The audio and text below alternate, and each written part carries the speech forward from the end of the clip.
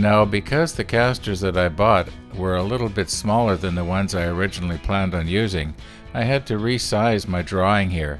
I want the seat, or the bottom of the seat, to be about 18 inches from the floor. And because everything is drawn to scale and to size, it's easy to just measure those parts, and then I can tell exactly what size to cut everything. And I can measure the angles too.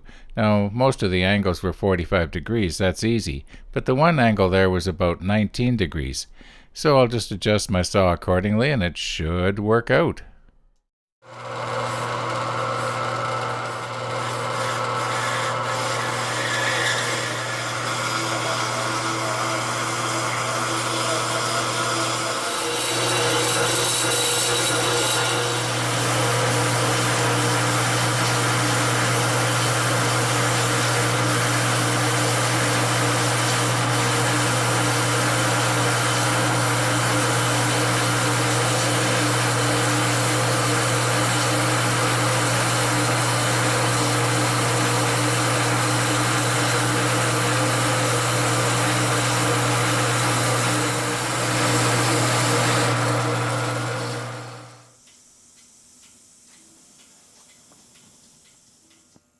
I've made a few minor changes to my drawing here. You probably can't even see them, they're very subtle. However, I do have it figured out what I need now for the back and for the seat. And yeah, I guess I'm probably going to be changing it as we go along. However, once the steel is cut, well, that's pretty well it.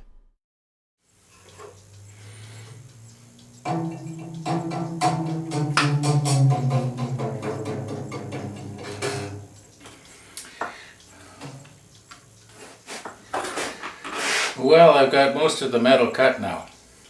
And about the only thing I've got left to cut would be maybe the little caps that I'm going to weld over the ends of the tubes, so that when I sand it over and round it over, it's going to just sort of maybe look a little bit better and less chance of somebody, hurting themselves in the corner.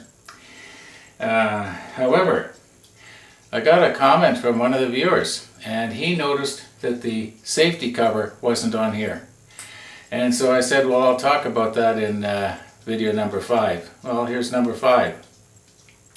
So what happened was, in other words, I'm telling you this because if he noticed, probably other people did too.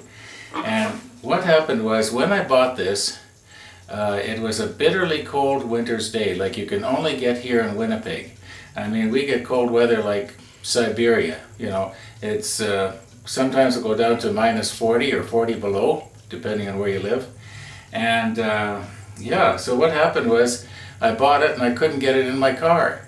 So one of the guys said, where do you live? And I told him, and he said, well, I have to pretty near go by your house on my way home. I'll drop it off.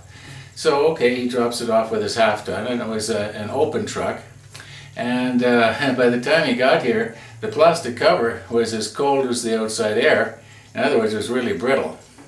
Well, the poor guy, he's trying to unload it off his truck, and I guess I should have been down there helping him instead of up at the house holding the door open.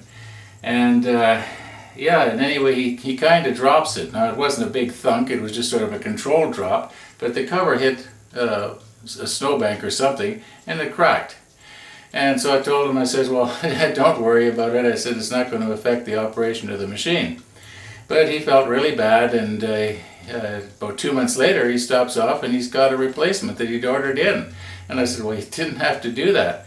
But I thought, okay, good, I'll go put it on. So I came down here to the workshop, went to put it on, and don't you know, it doesn't fit. It's for a different machine. Looks like it should fit this machine, but it won't. So I didn't have the heart to tell him that replacement that you brought me doesn't fit. So I figured, I'm not going to need it.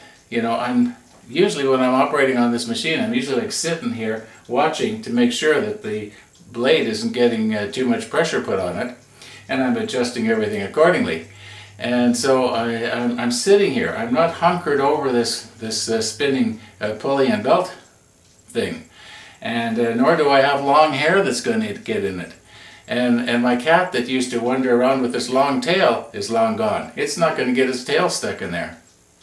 Anyway, for me personally, I felt that I didn't need it, and so I didn't pursue it any further. However, this sort of brings up a bit of a problem here in North America. and that is that we are sort of safetied to death. We have been lulled into a false sense of security because of all these safety things. You know, it's sort of like medication. It's got side effects. Yes, it's good to have the cover on there. It's better to have the cover on there. But you're lulled into a false sense of security. And things like this, if you're not careful, they'll cause you to not be careful in other areas. When I drive my car downtown, it's way more dangerous driving the car than it is sitting here operating this machine without a safety cover. If you got to do something dangerous, do it safely. I've said that before. I know it sounds funny, but it's true. If you do something dangerous safely, you can do it. Now I'll give you a perfect example of something that's really dangerous, but you can do safely. How many of you guys watching have stood in front of an airplane and spun the propeller to start the engine? Well, I have.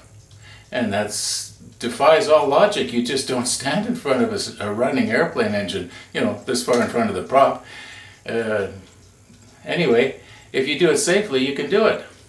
And a lot of things are that way. But anyway, we're being lulled into a false sense of security here in North America. That's my opinion. It's kind of like unions. They sort of lull the employees into a false sense of security.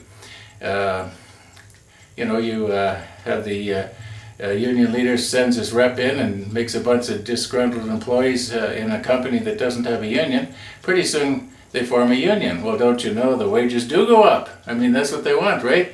But then so does the cost of the product. If wages go up, cost of the product goes up. Pretty soon the company's out of business. I mean, look what happened in our auto industry in North America a few years ago.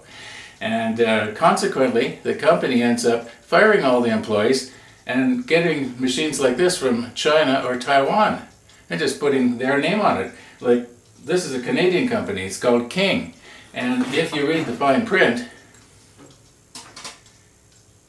it says, imported by King Canada. They imported this thing. It was probably made in China or Taiwan. A lot of my general stuff is made in Taiwan. We have just been a bunch of greedy gusses and have killed the North American industry. I'm going to be really unpopular with a few people, I know, but I'm sorry, but it's true. I don't know what else to say, but anyway, back to the cover. I really got off the beaten track here. Yes, it would be better with a safety cover. And to that guy who noticed that and made the comment, thanks for making the comment. You're right. Safety cover should be on there. And if I had one that fit, it would be on there. I took a look around here a few minutes ago because I wanted to show it to you. I can't find it. And I don't think I threw it out because I knew with a little bit of modifying I could probably make it fit. But anyway, be all that as it may, thank you for watching. Now, I almost feel like I should be apologizing here for getting so badly off the beaten path. I mean, what do unions have to do with this chair? This is not a union-made chair, I can assure you. Anyway, I think that this is the elephant in the room that the politicians will not talk about. They will not mention anything about unions and how if we were to lower our wages, maybe we could get our industry back. They'll tell you how they're going to bring back the industry to North America, and then the next breath they'll be talking about raising wages. Well, I'm sorry, folks, the two just do not go together. And I think John F. Kennedy said it best when he said, "Ask not what your country can do for you, but what can you do for your country?" Now, I think that's real good advice. Or you can listen to me. I think I've got good advice too.